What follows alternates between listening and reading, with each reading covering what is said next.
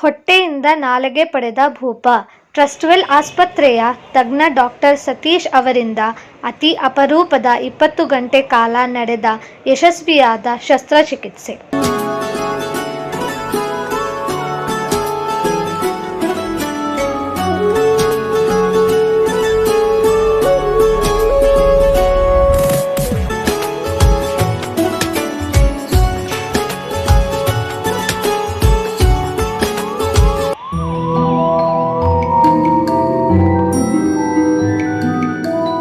On the dais, I have Dr. H.B. Madhusudan onto my. He is the chairman and managing director of Trustwell Hospital. He is a neurosurgeon with over 2 decades of practice. He is an highly acclaimed surgeon in DC, the keynote speaker of today. He is a surgical oncologist with long-standing career of more than a decade. He is an highly skilled surgeon with core focus. And we have the patient who has undergone this surgery today, and we are presenting him before you with his consent so that it can be a good inspiration for other patients too. I welcome Dr. Satish to take over the proceedings. Cancer ತುಂಬಾ common, ಅದರಲ್ಲೂ tongue cancer ಬಂದ್ರೆ ತುಂಬಾ ಕಷ್ಟ. ಯಾಕಂದ್ರೆ ಈ tongue ಅನ್ನೋದು ಒಂದು ದೇವರು ತುಂಬಾ ಸ್ಪೆಷಲ್ ಆಗಿ ಮಾಡಿರೋ ಆರ್ಗನ್. ಅದು ಊಟನ ಮಿಕ್ಸ್ ಮಾಡುತ್ತೆ, ಮಾತಾಡಕ್ಕೆ ಹೆಲ್ಪ್ ಆಗುತ್ತೆ, ಪ್ಲಸ್ ನುಂಗಕ್ಕೆ ಹೆಲ್ಪ್ ಆಗುತ್ತೆ. ಇದನ್ನ ನಾರ್ಮಲ್ ಆಗಿ ದೇವ್ರ ಕೊಟ್ಟಂಗೆ ವಾಪಸ್ ರಿಪ್ಲೇಸ್ ಮಾಡೋದು ಬಹಳ ಬಹಳ ಕಷ್ಟ. ಯಾಕಂದ್ರೆ ಅಷ್ಟು ರೇಂಜ್ ಆಫ್ ಮ್ಯಾಕ್ಸಿಮಮ್ ಏನ್ ಮಾಡ್ತಾರೆ ಅಂದ್ರೆ ಕೈಯಿಂದ ಒಂದು ಚೂರು ಚರ್ಮ ತಗೋತಾರೆ, ಅದ್ರದ್ದು ರಕ್ತನಾಳದ ಜೊತೆ ತಗೊಂಡು ಆ ರಕ್ತನಾಳನ ಕತ್ತಲ್ಲಿ ಜಾಯಿಂಟ್ ಮಾಡ್ತಾರೆ ಅಂಡ್ ಆ ಚರ್ಮನ ತಗೊಂಡು ಹೊಸ ನಾಲ್ಗೆ ತರ ಮಾಡ್ತಾರೆ. ಇದರ ಕೈಯಿಂದ ತಗೋತಾರೆ, ಕೆಲವು ಸತಿ ತೊಡೆಯಿಂದ ತಗೋತಾರೆ, ಬಟ್ ಕೈಯಿಂದ ತಗೊಳ್ಳೋದು ತುಂಬಾ ಕಾಮನ್. ಇದರಲ್ಲೇ ಸದ್ಯಕ್ಕೆ ನಮ್ಮ ಹತ್ರ ಬೆಸ್ಟ್ ಸಕ್ಸಸ್ ಇರೋದು. ಹಂಗಂದ್ರೆ ನೋಡಕ್ಕೆ ಹೊಸ ನಾಲ್ಗೆ ತರ ಕಾಣಿಸುತ್ತೆ, ಅದು ಮೂವ್ಮೆಂಟ್ ಸ್ವಲ್ಪ ಇರುತ್ತೆ, ಸ್ವಲ್ಪ ನುಂಗಕ್ಕೆ ಹೆಲ್ಪ್ ಆಗುತ್ತೆ. ಬಟ್ ಪ್ರಾಬ್ಲಮ್ ಏನಂದ್ರೆ ಇರೋ ಈ ಬೆಸ್ಟ್ ಟ್ರೀಟ್ಮೆಂಟ್ ಅಲ್ಲಿ ಅವರು ಬಾಯಿ ತೆಗೆದಾಗೆಲ್ಲ ಚರ್ಮ ಕಾಣಿಸುತ್ತೆ ಅಂಡ್ ಚರ್ಮದಲ್ಲಿ ಕೂದಲು ಬೆಳೆಯುತ್ತೆ. ನಾರ್ಮಲ್ ಆಗಿ ನಾವು ಊಟ ಮಾಡುವಾಗಲೇ ಏನಂದ್ರೆ ಊಟದಲ್ಲಿ ಒಂಚೂರು ಕೂದಲಿತ್ತು ಅಂದ್ರೆ ನಮ್ಗೆ ದಿನಕ್ಕೆ ಕಷ್ಟ ಆಗುತ್ತೆ ಕೂದಲಾಚೆ ತೆಗೆಯೋ ತನಕ. ಇವರಿಗೆ ಜೀವನ ಪರ್ಯಂತ ನಾಲ್ಗೆನಲ್ಲಿ ಕೂದಲಿರುತ್ತೆ, ಅದನ್ನ ಅವ್ರು ಕಟ್ ಮಾಡಬೇಕು. ಅದು ಮೆಜಾರಿಟಿ ಪೇಷಂಟ್ಸ್ಗೆಲ್ಲ ಸರ್ಜರಿ ಆದ್ಮೇಲೆ ರೇಡಿಯೇಷನ್ ಬೇಕಾಗುತ್ತೆ. ಸೊ ರೇಡಿಯೇಷನ್ ಯಾವಾಗಲೂ ನೀರು ಕುಡಿಬೇಕು ಅಂತ ಇರುತ್ತೆ. ಸೊ ಲೇಟೆಸ್ಟ್ ಇರೋ ಬೆಸ್ಟ್ ಟ್ರೀಟ್ಮೆಂಟ್ ಅಲ್ಲಿ ಇಷ್ಟು ತೊಂದರೆಗಳಿದೆ. ಅದು ಬಿಟ್ಟು ಕೈನಲ್ಲಿ ಚರ್ಮ ತೆಗೆದಿರೋ ಕಡೆ ಬರೆ ತೊಡೆಯಿಂದ ಚರ್ಮ ತೆಗೆದು ಹಾಗೆ ಫುಲ್ ಫಂಕ್ಷನ್ ಮಾಡಕ್ಕೆ ಆಗೋದಿಲ್ಲ. ಸೊ ಇದಕ್ಕಿಂತ ಲೇಟೆಸ್ಟ್ ಆಗಿ ಏನಾದ್ರು ಮಾಡ್ಬೋದಾ, ಏನಾದ್ರು ಇಂಪ್ರೂವ್ ಮಾಡ್ಬೋದಾ, ಇನ್ನ ಲೇಟೆಸ್ಟ್ ಆಗಿ ಅವ್ರಿಗಿನ್ನ ಬೆಟರ್ ಕ್ವಾಲಿಟಿ ಆಫ್ ಲೈಫ್ ಕೊಡ್ಬೋದಾ ಅಂತ ಹುಡುಕೋದ್ರಲ್ಲಿ ಇವಾಗ ನಾಲ್ಗೆ ನಮ್ದು ಕರಳುದು ಫಸ್ಟ್ ಭಾಗ, ಇಲ್ಲಿಂದಾನೇ ಶುರುವಾಗಿ ಅನ್ನನಾಳ ಶುರುವಾಗಿ ಆಮೇಲೆ ಕರಳು ಶುರು ಆಗುತ್ತೆ. ಸೊ ಕರಳಿಂದಾನೇ ಒಂದು ಭಾಗ ತಗೊಂಡು ಹೊಸ ನಾಲ್ಗೆ ಮಾಡ್ಬೋದಾ ಅಂತ ಯೋಚನೆ ಬಂತು. ಹಿಂಗೆ ಮಾಡಿ ಮಾಡಿ ಮಾಡಿ ಓವರ್ ದ ಇಯರ್ಸ್ ಇವಾಗ ಹೊಟ್ಟೆ ನಮ್ದು ಬಹಳ ದೊಡ್ಡದಿದೆ. ಅದರಲ್ಲಿ ನಾವು ಈ ಬೇರಿಯಾಟ್ರಿಕ್ ಸರ್ಜರಿ ಅಂತ ಮಾಡೋದ್ರಲ್ಲಿ 90% ತೆಗೆದ್ರು ಜನ ಊಟ ಮಾಡ್ತಾರೆ. ಆದ್ರೆ ಈ ಫ್ಲಾಪ್ ಅಲ್ಲಿ ನಮ್ಗೆ ಸಿರ್ಫ್ 10% ಆಫ್ ದ ಸ್ಟಮಕ್ ಅಷ್ಟೇ ಬೇಕಾಗುತ್ತೆ. 10% ಸ್ಟಮಕ್ ನ ತಗೊಂಡು ಅದ್ರ ರಕ್ತನಾಳ ಜೊತೆ ತಗೊಂಡು ಇಲ್ಲಿ ಅಳಿಸಿ ಹೊಸ ನಾಲ್ಗೆ ಮಾಡಿದ್ರೆ ನೋಡಕ್ಕೆ ಆಕಾರನೂ ನಾಲ್ಗೆ ತರ ಇರುತ್ತೆ ಅಂಡ್ ಹೊಟ್ಟೆ ಇರೋದ್ರಿಂದ ಯಾವಾಗ ಅದರಲ್ಲಿ ನೀರು ಬರ್ತಾನೆ ಇರುತ್ತೆ. ಸೊ ಬಾಯಿ ಒಣಗೋದಿಲ್ಲ ಅಂಡ್ ಅದ್ರಲ್ಲಿ ಕೂದಲು ಇರೋದಿಲ್ಲ. ಸೊ ಅವರಿಗೆ ಊಟ ಮಾಡಕ್ಕಾಗ್ಲಿ, ನುಂಗಕ್ಕಾಗ್ಲಿ, ಮಾತಾಡಕ್ಕಾಗ್ಲಿ ಸುಲಭವಾಗುತ್ತೆ. ಸೊ ನಾ ಹಿಂಗ್ ಮಾತಾಡಕ್ ಮುಂಚೆ ನಮ್ಮ ಪೇಷಂಟ್ ಅದು ಪ್ರೀ ಸರ್ಜರಿ ಇದೆ ಬರುತ್ತೆ, ಹೆಂಗೆ ಆಕಾರ ಆಗುತ್ತೆ ಅಂತ.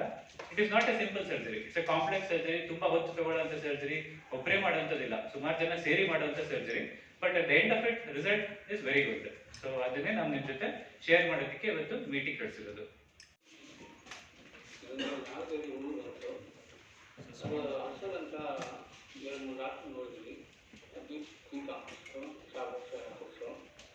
ಅದು ವಾಸಿ ಆಗಿಲ್ಲ. ಕಡೆಗೆ ಅವರು ಬಗೆಹರಿಸಿ ಕೆಲವು ಟೆಸ್ಟ್ಗಳು ಮಾಡಿಬಿಟ್ಟು ಕ್ಯಾನ್ಸರ್. ಸೊ ಆಪರೇಷನ್ ಮಾಡುವಾಗ ಇದಕ್ಕೆ 1 ಸೆಂಟಿಮೀಟರ್ ಎಕ್ಸ್ಟ್ರಾ ತೆಗೆದು ಮಾಡಬೇಕಾಗುತ್ತೆ. ಸೊ ಇಷ್ಟು ಎಕ್ಸ್ಟ್ರಾ ತೆಗೆದಾದ್ಮೇಲೆ ಬಾಕಿ ನಾಲ್ಗೆ ಬಸ್ ಇಷ್ಟು ಬಾಕಿ ಇರುತ್ತೆ. ಇದರಲ್ಲಿ ಅವರು ಮಾತಾಡೋಕ್ಕೂ ಆಗಲ್ಲ, ನುಂಗಕ್ಕೂ ಆಗಲ್ಲ. ಸೊ ಡೆಫಿನೆಟ್ಲಿ ಇವರಿಗೆ ಫ್ಲಾಪ್ ಬೇಕಿತ್ತು ಅಂಡ್ ಇಷ್ಟು ಕಾಯಿಲೆ ಇರೋದ್ರಿಂದ ಎರಡೂ ಕಡೆ ಕತ್ತೊಂಬತ್ತು ಮಾಡಿಬಿಟ್ಟು ಎರಡೂ ಕಡೆಯಿಂದ ಕತ್ತಿಂದ ಲಿಂಫ್ ನೋಟ್ಸ್ ಎಲ್ಲ ತೆಗಿಬೇಕಾಗಿತ್ತು. ಸೊ ಸರ್ಜರಿ ಮಾಡಿದ್ಮೇಲೆ ನಮ್ದು ಬಾಕಿ ಇಷ್ಟು ನಾಲ್ಗೆ ಬಾಕಿ ಇತ್ತು. ಇದರಲ್ಲಿ ಅವ್ರದ್ದು ಯಾವುದೇ ರೀತಿಯಿಂದ ಮಾತಾಡೋಕ್ಕಾಗ್ಲಿ, ನುಂಗಕ್ಕಾಗ್ಲಿ, ಜೀವನ ನಡೆಸೋಕ್ಕೆ ಆಗ್ತಾ ಇರಲಿಲ್ಲ. ಹೇಳಿದ್ನಲ್ಲ, ಚರ್ಮದ ಫ್ಲಾಪ್ ಹಾಕಿದ್ರೆ ಈ ತರ ಬರುತ್ತೆ, ಚರ್ಮ ಇರುತ್ತೆ, ಕೂದಲಿರುತ್ತೆ, ಹತ್ರ ಇರುತ್ತೆ. ಸೊ ಇವರಿಗೆ ಇಷ್ಟು ತೆಗೆದಾದ್ಮೇಲೆ, ಇಷ್ಟು ಡಿಫೆಕ್ಟ್ ಆದ್ಮೇಲೆ ಸೊ ನಾವು ಹೊಟ್ಟೆದು ಸ್ವಲ್ಪ ಜಾಸ್ತಿ ತೆಗೆದು 10% ತೆಗೆದು ಫ್ಲಾಪ್ ಮಾಡಿದಾಗ ಇದನ್ನೇ ಹೊಟ್ಟೆದು ತೆಗೆದಿರೋದು ಒಂದು ಸ್ಮಾಲ್ ಪೀಸ್. ಇದು 10% ಆದಾಗ ಇದು ಹೊಟ್ಟೆದು ಒಳಗಡೆ ಭಾಗ, ಇದರಿಂದ ರಕ್ತನಾಳ. ಸೊ ಇದನ್ನ ರಿವರ್ಸ್ ಮಾಡಿ ಹಾಕ್ತೀವಿ. ಹಾಗಾದ್ರೆ ಒಳಗಡೆ ಭಾಗ ಹೊಸ ನಾಲ್ಗೆ ಆಗುತ್ತೆ ಅಂಡ್ ಬಾಕಿ ಇರೋ ನಾಲ್ಗೆ ಸೈಡಲ್ಲಿ ಇರುತ್ತೆ. ಇದ್ರ ರಕ್ತನಾಳನ ಕತ್ತಿಗೆ ಜೋಡಿಸ್ತೀವಿ. ಇದು ಆಪರೇಷನ್ ಆಗಿ 8 ದಿವಸಕ್ಕೆ, ಇದು 25 ದಿವಸ 8ನೇ ದಿವಸಕ್ಕೆ ಇವರು ಡಿಸ್ಚಾರ್ಜ್ ಆಗೋ ದಿವಸ ತೆಗೆದಿರೋ ಫೋಟೋಗ್ರಾಫ್. ನಮ್ಮ ಸರ್ಜರಿಯಿಂದಾಗಿ ಕತ್ತೆಲ್ಲ ಊದಿ, ಮುಖ ಎಲ್ಲ ಊದಿ ಈ ಥರ ಇರುತ್ತೆ. ಹೋಗ್ತಾ ಹೋಗ್ತಾ ಊತ ಇಳಿಯುತ್ತೆ. ಆ್ಯಂಡ್ ಮೊನ್ನೆ ಇವರು ಬಂದಾಗ ತೆಗೆದಿರೋ ವಿಡಿಯೋ ಅದಾದ್ಮೇಲೆ ಬರುತ್ತೆ.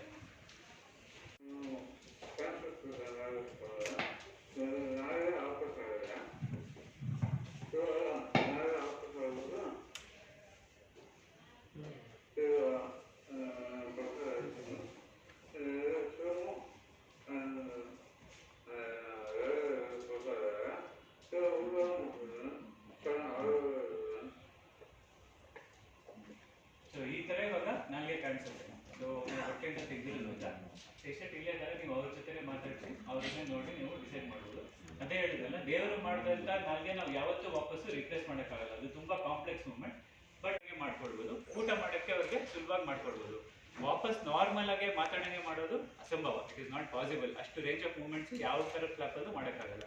ಬಟ್ ಇವಾಗ ಅವ್ರ ದಿನನಿತ್ಯ ಜೀವನ ನಡೆಸೋಕ್ಕೆ ಊಟ ಮಾಡಿಕೊಂಡು, ಅವ್ರು ಓಡಾಡಿಕೊಂಡು, ಮಾತಾಡಿಕೊಂಡು, ಅವ್ರ ವೈಫಿಗೆ ಇವಾಗ ಕಂಪ್ಲೀಟಾಗಿ ಅರ್ಥ ಆಗುತ್ತೆ. ಅವ್ರು ಏನೇನು ಮಾತಾಡ್ತಾರೋ ಕ್ಲಿಯರಾಗಿ ಅರ್ಥ ಆಗುತ್ತೆ. ಹಾಗೇನೆ ಕಂಟಿನ್ಯೂ ಮಾಡೋದು. ಇವ್ರದ್ದು ಟ್ರೀಟ್ಮೆಂಟ್ ಇಷ್ಟಿಗೆ ನಿಲ್ಲಿಸಿಲ್ಲ. ಇವ್ರದ್ದು ಟ್ರೀಟ್ಮೆಂಟ್ ಇವಾಗ ಇನ್ನು ಕೀಮೋಥೆರಪಿ, ರೇಡಿಯೇಷನ್ ಎಲ್ಲ ಇದೆ. ಎಲ್ಲ ಮುಗ್ದಾದ್ಮೇಲೆ ಟ್ರೀಟ್ಮೆಂಟ್ ಮುಗಿಯುತ್ತೆ. ಅದಾದ್ಮೇಲೆ ಫಾಲೋಅಪ್ ಅಲ್ಲಿ ಇರ್ತಾರೆ. ಅವರು ಸರಿನೇ ಮಾಡೋದು, ಒಬ್ಬರಿಂದ ಆಗೋದಿಲ್ಲ. ಅದಾದ್ಮೇಲೆ ಸರ್ಜರಿ ಆದಮೇಲೆ ಸರ್ಜರಿ ಟೈಮ್ನಲ್ಲಿ ಅನಸ್ಥೀಸಿಯಾ ಟೀಮ್ ಸಪೋರ್ಟು, OT ಸಪೋರ್ಟು, ಅದಾದಮೇಲೆ ICU ಅವ್ರ ಸಪೋರ್ಟು ತುಂಬ ಇಂಪಾರ್ಟೆಂಟ್. ಯಾಕಂದರೆ ಸರ್ಜರಿ ಆದಮೇಲೆ 3-4 ದಿವಸ ಅವರು ಸ್ವಲ್ಪ ವೆಂಟಿಲೇಟರ್ನಲ್ಲಿ ಚೇತರಿಸ್ಬಿಡೋಕ್ಕೆ ಟೈಮ್ ಕೊಟ್ಟು ಆಮೇಲೆ ವಾರ್ಡಿಗೆ ಬರ್ತಾರೆ. ಸೊ ಆಸ್ ಎ ಟೀಮ್ ಸೇರಿಕೊಂಡು ಮಾಡಿ ಇದು ಸಕ್ಸಸ್ ಆಗಿ ಬರುತ್ತೆ. ನಿಮ್ಮ ಕಡೆ ಇವಾಗ CMD ಅಂತ ನಿಮಗೆ ತುಂಬ ಥ್ಯಾಂಕ್ಸ್ ಅಂತ ಹೇಳಬೇಕು ಅಂತಿದ್ದೀನಿ ಇವತ್ತು. ಯಾಕಂದರೆ ನೀವು ಮಾಡೋದು ತುಂಬ ಇಂಪಾರ್ಟೆಂಟ್ ಕೆಲಸ.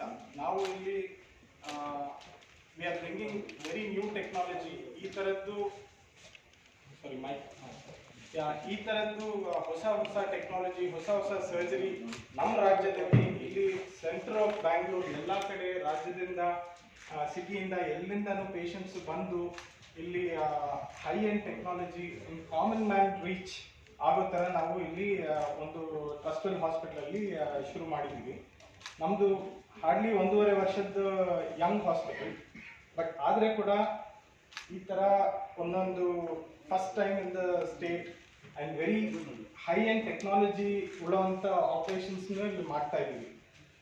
We were the first center to bring in intraoperative 3T MRI in the entire South India. We have also done very cancer ಒಂದೇ ಅಲ್ಲ, ಇವಾಗ brain tumours, through the nose, ವಯಸ್ಸುಳ್ಳ ಅಂತ ಪೇಷಂಟ್ಸ್ಗೂ ನಾವು ಇಲ್ಲಿ ಎಲ್ಲ ಥರದ ಚಿಕಿತ್ಸೆಯನ್ನು ನಾವು ಇಲ್ಲಿ ಕೊಡ್ತಾ ಇದ್ದೀವಿ. ಬಟ್ ನಮ್ಮದು ಮೇನ್ ಏಮ್, ಯಾಕೆ ನಾವು ಟ್ರಸ್ಟಲ್ಲಿ ಮಾಡಿದ್ದೀವಿ, ಯಾಕೆ ಇಷ್ಟು ದೊಡ್ಡ ಸಂಸ್ಥೆ ಮಾಡಿದ್ದೀವಿ ಅಂದರೆ, we want to get the best technology. ಇವಾಗ ಇಂಡಿಯಾ, ಬ್ಯಾಂಗ್ಳೂರ್ ಆಲ್ರೆಡಿ ನಾವು ಸಾಫ್ಟ್ವೇರ್ ಇರಲಿ, ಆರ್ಟಿಫಿಷಿಯಲ್ ಇಂಟೆಲಿಜೆನ್ಸ್ ಇರಲಿ, ಬೇರೆ ಯಾವುದೇ ಫೀಲ್ಡಲ್ಲಿ ಇದ್ದರೆ ಕೂಡ it is already number 1. And health ಕೇರಲ್ಲೂ ಆಲ್ರೆಡಿ ನಿಮಗೆಲ್ಲ ಗೊತ್ತಿರೋ ಹಾಗೆ Bangalore is already capital of health care. And ಬೇರೆ ರಾಜ್ಯದಿಂದ, ಬೇರೆ ದೇಶಗಳಿಂದೆಲ್ಲ ಬಂದು ಮಾಡಿಸ್ಕೊಳ್ತಾ ಇದ್ದಾರೆ.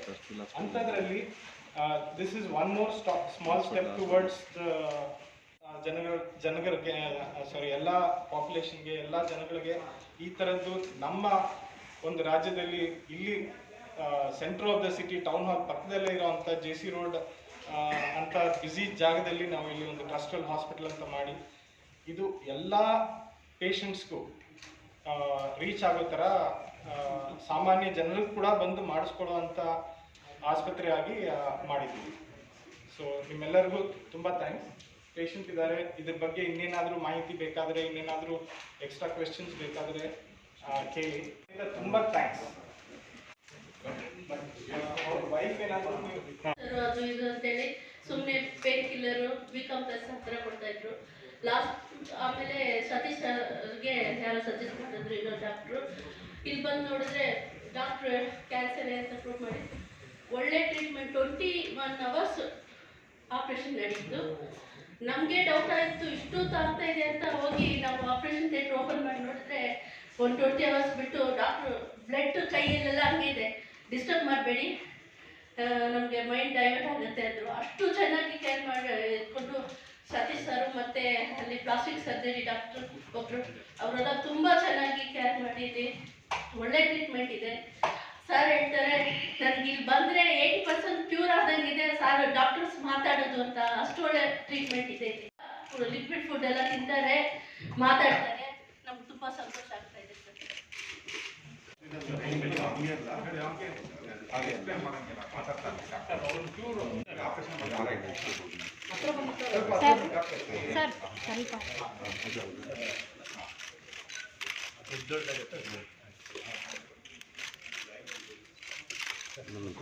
ಸರ್ ಹಂಗೇರಿ ಆಯ್ತು ಆಗಿರೋ ಬಂದ್ಬಿಡೋಣ ನಮ್ಮಿಂದ. ಮೊಬೈಲ್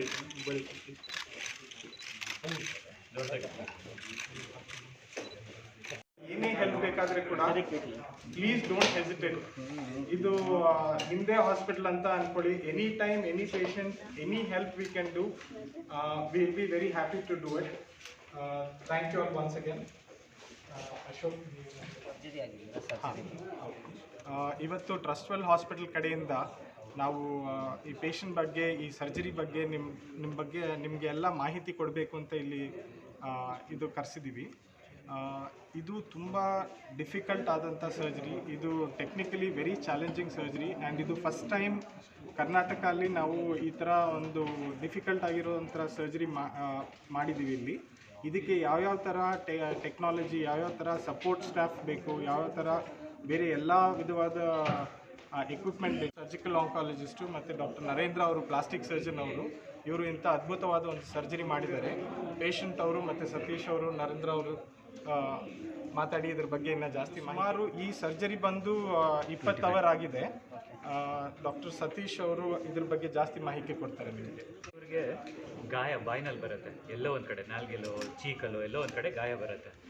ಜನರಲಿ ಬಾಯಿನಲ್ಲಿ ಗಾಯ ಬಂದಾಗ ENT ಡೆಂಟಲ್ ಎಲ್ಲದ ಹೋಗಿ ಚೆಕಪ್ ಮಾಡಿದಾಗ ಕರೆಕ್ಟಾಗಿ ಅವರು ಔಷಧಿಯನ್ನು ಹಾಕಿ ಕೊಡ್ತಾರೆ. ಬಿಕಾಸ್ 100 ಜನಕ್ಕೆ ಗಾಯ ಬಂತು ಅಂದರೆ 90 ಜನಕ್ಕೆ ಅದು ಮೆಡಿಸಿನ್ಸಲ್ಲಿ ಗುಣ ಆಗುತ್ತೆ. ಬಟ್ ಕೆಲವರಿಗೆ 1 ವಾರ 2 ವಾರ ಆದರೂ ಗಾಯ ಗುಣ ಆಗೋದಿಲ್ಲ. ಆವಾಗ ಡೌಟ್ ಬರಬೇಕು, ಏನೋ ಇದು ತೊಂದರೆ ಇದೆ, ಇದು ನಾರ್ಮಲಾಗಿ ಆಗ್ತಾ ಇಲ್ಲ ಅಂತ. ಎರಡನೇದು, ಅವ್ರಿಗೆ ಏನಾದರೂ ಅಭ್ಯಾಸಗಳು ಬರೋಯಿತು ಅಂದರೆ, ಸ್ಮೋಕಿಂಗು ತಂಬಾಕಾಯಿತು ಅಂದರೆ ಅವಾಗ ಇನ್ನೂ ಸಂಶಯ ಜಾಸ್ತಿ ಪಡಬೇಕು. ಆ ಥರವಾಗ ತಕ್ಷಣ ಅಲ್ಲಿಂದ ಅಲ್ಲೇ ಒಂದು ಇಂಜೆಕ್ಷನ್ ಕೊಟ್ಟು ಒಂದು ಸಣ್ಣ ಪೀಸ್ ತೆಗೆದುಬಿಟ್ಟು ಟೆಸ್ಟ್ ಕೊಟ್ಟರೆ ಖಚಿತವಾಗಿ ಗೊತ್ತಾಗುತ್ತೆ ಇದೇನಾದರೂ ತೊಂದರೆ ಇದೆಯಾ, ಇದು ಕ್ಯಾನ್ಸರ್ ಥರ ಇದೆಯಾ, ಇದು ಕ್ಯಾನ್ಸರ್ ಲಕ್ಷಣ ಇದೆಯಾ ಅಂತ. ಆವಾಗ ಗೊತ್ತಾಗ ಇಮಿಡಿಯೇಟಾಗಿ ಕ್ಯಾನ್ಸರ್ ಟ್ರೀಟ್ಮೆಂಟ್ ಮಾಡುವಂಥ ಒಂದು ಫೆಸಿಲಿಟಿಗೆ, ಒಳ್ಳೆ ಸೆಟಪ್ ಇರೋ ಕಡೆಗೆ ಒಬ್ಬರು ಒಳ್ಳೆ ಡಾಕ್ಟರ್ಗೆ ಕಳಿಸಿದ್ರೆ ಮುಂದೆ ಅವರು ಟ್ರೀಟ್ಮೆಂಟ್ ಪ್ಲ್ಯಾನ್ ಮಾಡ್ಬೋದು. ಕಾಸ್ಟ್ ಎಷ್ಟಾಗುತ್ತೆ? ಕಾಸ್ಟ್ ನಾವು we have got it done at a very subsidised cost. ಇದು ಬೇರೆ ಕಡೆ ವೆಸ್ಟಲ್ಲಿ ಅಥವಾ ಬೇರೆ ಕಂಟ್ರೀಸಲ್ಲಿ ಮಾಡಬೇಕು ಅಂದರೆ ತುಂಬ ಜಾಸ್ತಿ ಕಾಸ್ಟ್ ಆಗುತ್ತೆ. ಇವ್ರಿಗೆ ಒಂದು 20 ಅವರ್ ಸರ್ಜರಿ, ಒಂದು 7 ದಿನ ಹಾಸ್ಪಿಟ್ಲು, ಒಂದು 3-4 ದಿನ ICU ಎಲ್ಲ ಫೆಸಿಲಿಟೀಸು ಸೇರಿ ಒಂದು ಹೆಚ್ಚು ಕಮ್ಮಿ ಒಂದು 3.5 ಲಕ್ಷ ಅಷ್ಟು ಖರ್ಚು ಬಂದಿದೆ. ಹೋಗ್ತಾ ಹೋಗ್ತಾ ಗಂಜಿ ಎಲ್ಲ ತೊಗೋತಾರೆ. ಸದ್ಯಕ್ಕೆ ನೀವು ಅವ್ರನ್ನೇ ಕೇಳ್ಬೋದು ಅವ್ರು ಏನೆಲ್ಲ ತಿಂತಾ ಇದ್ದಾರೆ ಅಂತ. ಪೊಂಗಲ್ಲು, ಇಡ್ಲಿ, ದೋಸೆ ಇಂಥದ್ದೆಲ್ಲ ತಿನ್ನೋಕ್ಕಾಗತ್ತೆ ಮೇಡಮ್ ಅವರು ಹೇಳಕ್ಕೆ. ಬಟ್ ಅದನ್ನು ಮಿಕ್ಸ್ ಮಾಡೋವಂಥದ್ದು, ಉದ್ರುದ್ರಾಗೆ ಡ್ರೈ ಆಗಿರೋ ಅನ್ನ ಅಂಥದ್ದೆಲ್ಲ ತಿನ್ನೋಕ್ಕೆ ಕಷ್ಟ ಆಗುತ್ತೆ. 25 ದಿವಸ. ಸ್ವಲ್ಪ ಕಷ್ಟವಾದ ಸರ್ಜರಿ ಇತ್ತು. ನರಗಳು ಹೊಟ್ಟೆನಿಂದ ತಗೊಂಡು ಬಾಯಿನಲ್ಲಿ ಇಡೋ ಸಮಯ ನರಗಳು ಚಿಕ್ಕದಾಗಿತ್ತು. ಸೊ ಅದನ್ನು ಮೈಕ್ರೋಸ್ಕೋಪ್ನಲ್ಲಿ ಚೆನ್ನಾಗಿ ಮ್ಯಾಗ್ನಿಫೈ ಮಾಡಿ ರಿಪೇರ್ ಮಾಡಿದ್ವಿ. ಅದಕ್ಕೆ ಸ್ವಲ್ಪ ಟೈಮ್ ತಗೊಳ್ತು. ಕಾಂಪ್ಲೆಕ್ಸ್ ಆಪ್ರೇಷನ್, ಈ ಥರ ಆಪ್ರೇಷನ್ ತುಂಬ ರೇರ್ ಆಗಿ ಮಾಡ್ತೀವಿ. ಸೊ ಇದು ತುಂಬ ಚೆನ್ನಾಗಿ ಬಂತು ರಿಸಲ್ಟು. ಅದಕ್ಕೆ ನಿಮ್ಮೆಲ್ಲರಿಗೂ ಶೇರ್ ಮಾಡಿ ಇನ್ಫಾರ್ಮೇಷನ್ ಕೊಡೋಣ ಅಂತ ಇತ್ತು. ಇದು ಎಲ್ಲರಿಗೂ ಬರುತ್ತಾ? ಕ್ಯಾನ್ಸರ್, ಓರಲ್ ಕ್ಯಾನ್ಸರ್ ಇಂಡಿಯಾನಲ್ಲಿ ಕಾಮನ್ ಇದೆ. ಸೊ ಅದನ್ನು ಕೇರ್ಫುಲ್ಲಾಗಿ ವಿಜಿಲೆಂಟ್ ಆಗಿರಬೇಕು. ಯಾವಾಗ ಈ ಥರ ಸೈನ್ಸ್ ಸಿಂಪ್ಟಮ್ಸ್ ಬಂತು ಅಂದರೆ ತಕ್ಷಣ ಅದನ್ನು ಐಡೆಂಟಿಫೈ ಮಾಡಿ ಅಪ್ರಾಪ್ರಿಯೇಟ್ ಸ್ಪೆಷಲಿಸ್ಟ್ ಹತ್ರ ಕೇರ್ ತೊಗೊಂಡ್ರೆ ಬೆಸ್ಟ್ ರಿಸಲ್ಟ್ ಕೊಡ್ಬೋದು ಅರ್ಲಿಯರ್.